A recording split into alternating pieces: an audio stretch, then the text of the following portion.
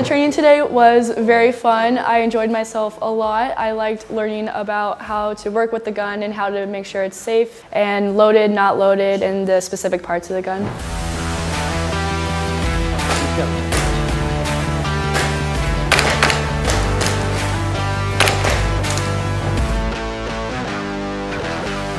Kind of what we're thinking for High Desert Hobo. Bob can speak to that. He does a much better job than myself. But we've got our security business, we've got a training business, and then there's this business that's like whatever the fuck we want to try and do.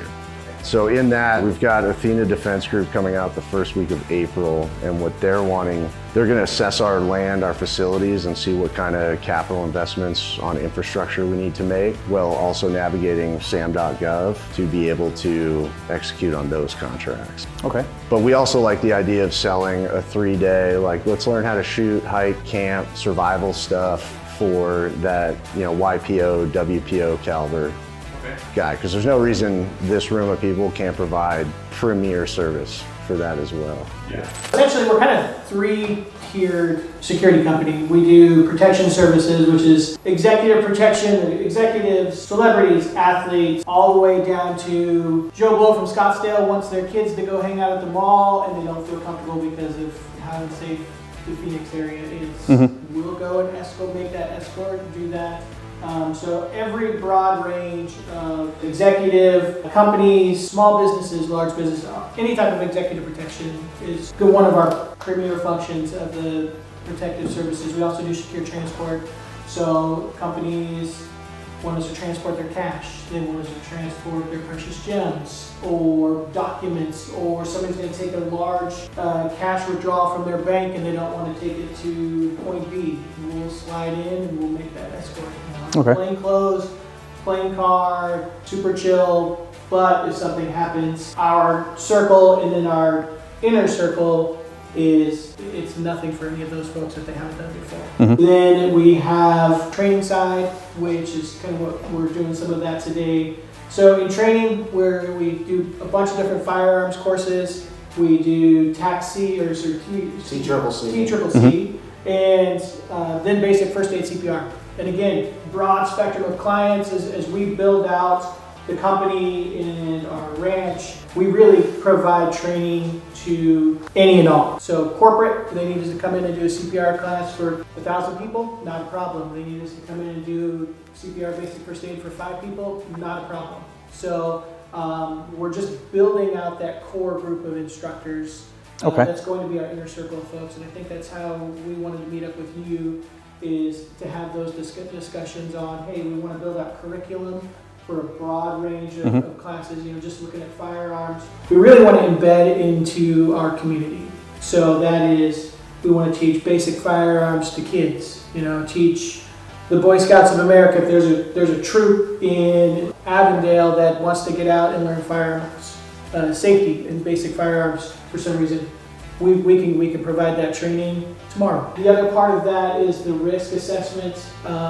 This is kind of our third prong, is we do risk assessments for places of worship like where we're at today, for businesses small and large, or for somebody that has a high profile career or position. Just take one of the Cardinals players. They want a threat assessment done on their property. We hit all of those, come in and we'll say, you know, here's some things that you're doing well, here's some areas that you can improve on, you know, whether that's cameras, providing physical security, veiled security, and then we'll do a whole assessment, write it up, sit down, go over it, explain it, and then help implement that process. We'll help you set up a team, we'll provide you security until your team gets up and running, and to close it on the back end, we will train that team for an extended period of time. You know, for the next 2 years, we'll provide basic first aid and CPR, we'll provide basic firearms, we'll provide decision making and how to make the decision of take a place of worship. It's easy to say, hey, we're going to have armed security, but making that decision in a auditorium full of people when there's an active shooter, and knowing that you know, there's some legal issues if you were to hit an innocent person that you're not protected. So how do you make that decision to shoot, not shoot in a crowd full of people that are scattered?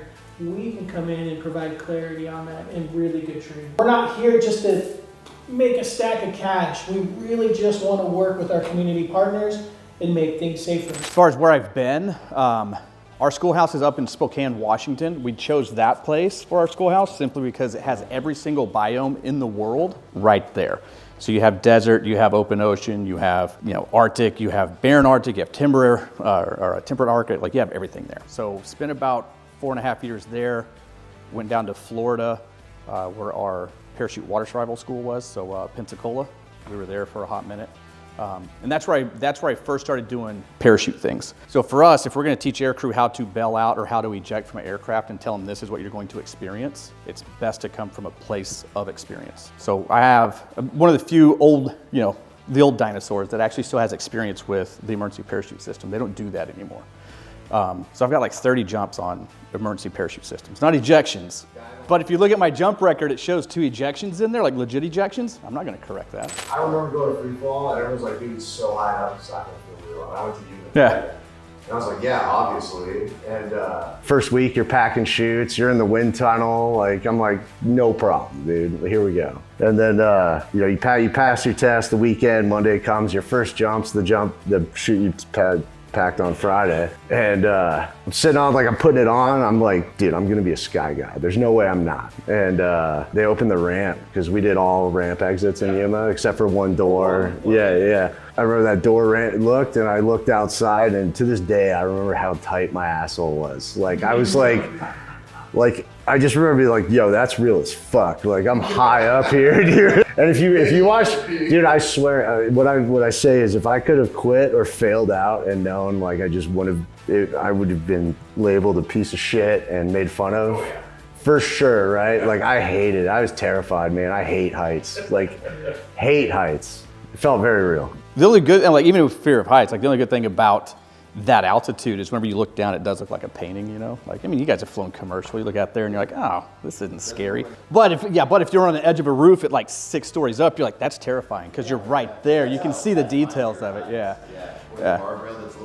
Oh yeah. What do you want to accomplish today? Okay, so we have, with our company, we went out and purchased a couple laser ammo smokeless ranges. We really think that this is going to be the foundation for our basic firearms training. So our goal will be, again, depending on the group that we're training, if we have inexperienced, whether it's high school kids, Boy Scout troops, folks that come from an executive world or a non-tactical world that just want to become proficient in firearms, we found that this is probably one of the best programs for us to do this basic intro. So if I'm here and I'm gonna pull the trigger, am I slapping the trigger and my shots are going, left low or left high? How do we make that adjustment? Am I holding the gun here like this so the slide's not moving? We can, in a really safe environment, come in and really talk about squeezing the trigger, using this part of our finger, and really get in the fine details of precision shooting for that basic person. So ultimately, I think, again, when we are looking at folks that don't have a lot of experience with guns, and they might be intimidated because they're loud and they can kill you, this is a really safe and sterile environment to come in and learn the basics without being exposed to this danger or fear of guns. Some people have that. Like, we're going to actually do some training with a group of professional women who just want to learn some firearms basics. And so I think we're just going to continue to build off of these type of programs with this smokeless range of, hey, it's going to be safe for everybody to learn from your mistakes. And then tomorrow when we go to the range, we're going to be even safer than we would have been had we not done the smokeless range training the day before. But now everybody's a little bit more comfortable. They're comfortable with our cardinal safety rules, and which is going to make for a more enjoyable time for them.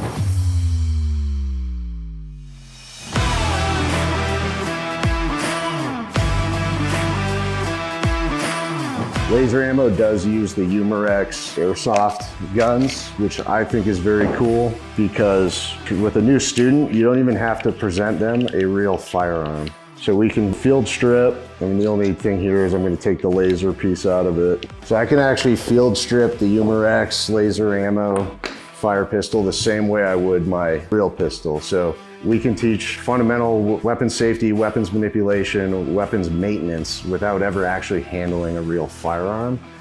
So we've minimized that risk and anxiety that may be present with that. I'm starting my hands up, okay? So the second you see me move to draw my pistol is your cue to go ahead and draw your weapon. Okay. So you get the advantage of putting your hands closer to your pistol, okay? So what this is action to reaction. In a real gunfight, air quotes, in a real gunfight, we're always reactive. So Bill Rogers, I went to one of his schools and he's talking about the quarter-second reaction time. Probably the best pistol school I've ever gone to. Quarter-second reaction time from me to see your pistol in the higher end brains, it takes about a quarter-second to perceive threat.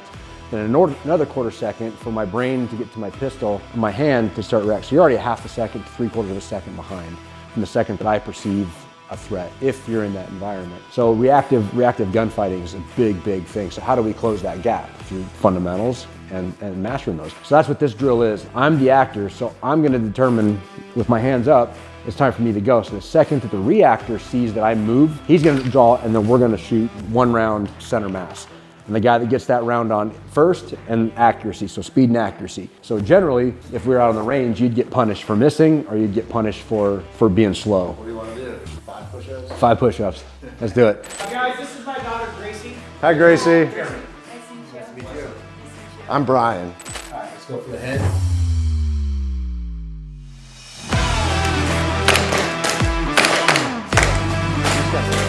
My goal is that by the end of this, we're speaking the same terminology on the firearm, range commands, things like that. So what do you do if you see a gun unsupervised laying around? Don't touch it. Don't touch it, go tell an adult, right?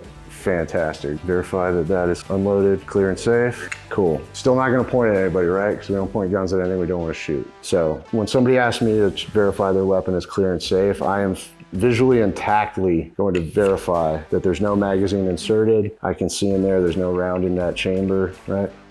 Clear and safe, okay? Awesome. So this is what we're gonna call a magazine.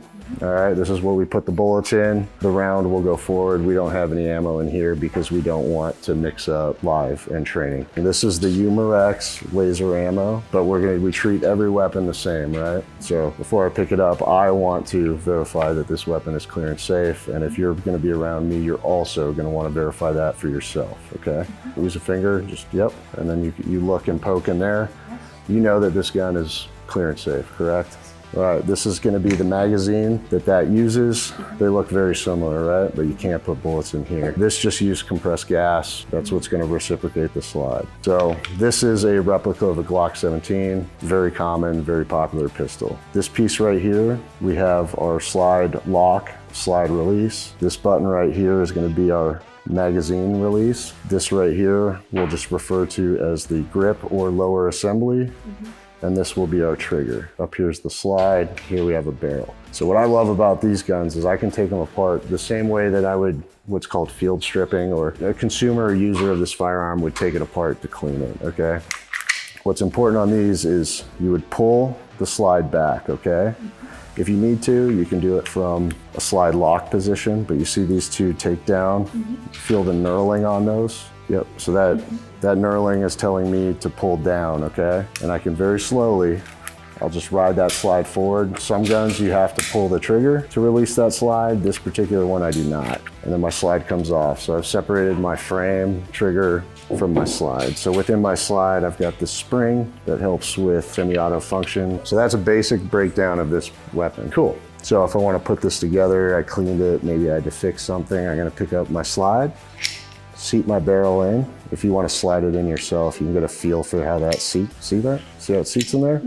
Awesome. So this is our spring. So we're going to take this is going to go in here and then push it forward just so it rests on that bottom thing there. Yep, so it's sitting as it should. Here, I'll let you try to put that in yourself.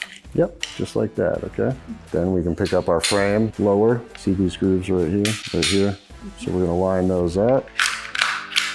So what I would like you to do is, as you reassemble this guy, tell me what the different parts, pieces, and what they do are. So for the slide, we need to put the barrel in. Do this end first. Yeah, slide the barrel in, and then you'll seat it back. And if you hold it just a little bit, gravity will help you keep that barrel in place. And next we have the spring. Awesome. So now you've completed the frame, right?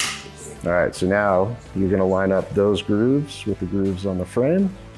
Yep, now you wanna pull it all the way back, all right? So I use this sight, you can use the serrations on the side. You're just gonna pull it, never ride the slide forward, okay? When you pull it back, you just let it go. Yep. Awesome. Everybody wants to hold the gun with the right hand, right? So this is my trigger finger, right? Try to keep tension in your wrist, your other fingers, and now relax it like this. What happens when I do that? You see how your other fingers are moving? So if I'm over gripping with my right hand, pulling that trigger, I can move that weapon, my sight alignment, off where I want that round to go. I will hold this one and we'll do it together, okay? So then what I like to do is I take my non-shooting hand, if you stick it out, all right, and then marry those fingers in. So what I would do with this thumb, remember how we had that out? Stick this thumb up, bring this so it's touching that. Now see if this thumb rests right there. Do you feel that? All right, so when you shoot and you get proficient, you're gonna develop touch points. Those touch points are places that you know your body's in contact with, and that's your optimal performance is gonna come from those. A point that I like to think of is you feel your index on your support hand on the middle finger. Think about releasing pressure in your right hand and squeezing with your left. And I feel my left index putting pressure on my right hand. Now, does that make sense as opposed to feeling the pressure in my right hand? I feel that I'm applying the pressure with my left, yeah? Yes. Outstanding. Okay, look at no signal right there, okay? So what I want you to do is take both your hands, make a triangle so you can see it. Now, if you close one eye, does it move? Which eye does it stay the same? Okay, another way we can do it with both eyes open, bring it back to you. Which eye did you go to? My right. Went to your right eye. Awesome, right eye dominant. Now what I want you to do when the shot, if I have my sights pointed at the thing I'm gonna shoot, I can have my finger on the trigger, right? And now pull back just enough to take out the slack. No, with your finger. So if you're like, if I pull this trigger anymore, it's gonna go off. Now I have sight alignment, sight picture, right? So with front sight focus, I'm looking at my first sight picture, okay? If you could do me one favor, what I don't want you to do at any point today is shoot, lower your gun, and look over, because that'll tell me that you weren't paying attention to your first and second sight picture, okay? All right, so burn a hole in the target, bring the sights to your eyes, equal height, equal light. I've got front sight focus, good first sight picture, finger on the trigger. I'm gonna squeeze, let it surprise me. So what I like to do is bring the gun into what I call my workspace, which is right here. From my workspace, I am able to look at my target, I'm able to look at my mag well, and I'm still able to maintain situational awareness through my peripheral. I'm gonna grab this magazine, finger along the round end where the bullets go. All right, this is called indexing. And when I index, what I want to do is take this magazine, and as that starts to slide, use the palm of my hand to push it till I hear it click. You can give it a little tug, make sure it's seated, but just send it home, you'll be good, all right? Now I would have a condition 3 weapon, right? I have a slide forward, chamber empty, but I have a magazine. So what I'll do, the serrations on the back, pull the slide to the back. Remember, we don't ride it forward, so we just let it go. And if I wanted to, I could bring the gun down here, pull it back just a little bit, not all the way. And what I would be doing is pulling back just enough to see the brass. All right, we call this a press check. All right, so at that point, we're good. We can go to high ready, which high ready is gonna be that good grip. Yep, finger off the trigger. So take your left thumb, see how my left thumb rides along here? And this thumb is pressing here, right? So I'm feeling those touch points. I'm feeling my left index finger on my middle finger, my right hand. All I'm gonna do is roll my sights flat, because what I wanna do is get my sight picture, sight alignment established as fast as possible. So if I'm right here, as soon as I have sight alignment, sight picture, I'll bring my finger down to my trigger, right? And I'll continue to press out, making any adjustments I need to. And as soon as my eyes see what, I have confirmation of sight alignment, sight picture, I'm gonna crack that shot off. And you can do that too. Yeah. All right, I get sight picture and then I break it back down. Cool? All right. So the principle of this is you're gonna receive 2 targets. Each target only gets 1 shot. So previously what we wanted to do is first sight picture shot, so 2 shots in succession, right?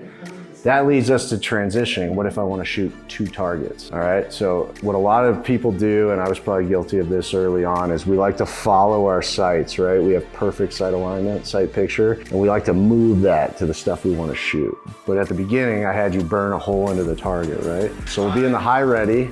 So I'm going to see a target, I'm burning that hole into the target. Then I'm taking my sights to my eyes, I'm gonna shoot, and then same thing, this new target, I shift my eye, and then I bring my gun to the target. You're trying to overlook this gap to see this, and it's making you shoot miss high on everything. Okay, that makes sense. Equal side, equal light, the whole time. My first training session was super fun, very informative, a lot of things that I needed to know that I didn't know about guns, especially the safety and how to check for safety and if it's loaded. And it was just very fun to be able to test myself to the limits and something that not a lot of people can do. I am very excited to build upon my skills in my next session. I cannot wait. I want to go to the range literally tomorrow. It's going to be so fun.